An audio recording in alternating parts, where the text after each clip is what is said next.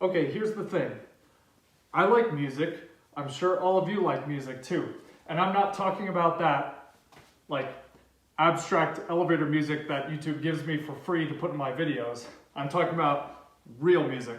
So with that being said, the problem here is I would really like to use actual music in some of these videos that I'm doing.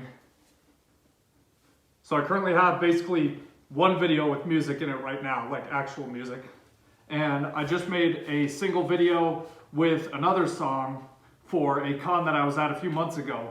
And the problem with that is YouTube already hit it with a copyright claim, even though it wasn't even public. It was unlisted just so that I could show the people that are in the video if they're okay with all the footage that's in there. Because this one was done a little differently than the stuff I normally do. So the problem is, how am I going to get good music into my videos without YouTube trying to copyright claim me away from existence? So I came up with a different idea. The problem with this is, unfortunately, for it to work, you're going to have to be on a desktop computer or a phone or a tablet or something that can support basically having two YouTube video tabs open at once. What's going to happen is I'm going to add basically a countdown timer into these videos, and I will have a link in them so that you can open up the actual song from the actual group that the song's from. That way YouTube won't take down my video. That way you can listen to the song in my video without actually listening to the song in my video.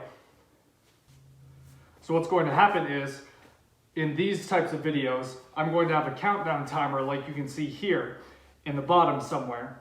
And what's going to happen is that's going to count down to 0, and then you will hit play on the other video with the music in it. That way it can start synchronized.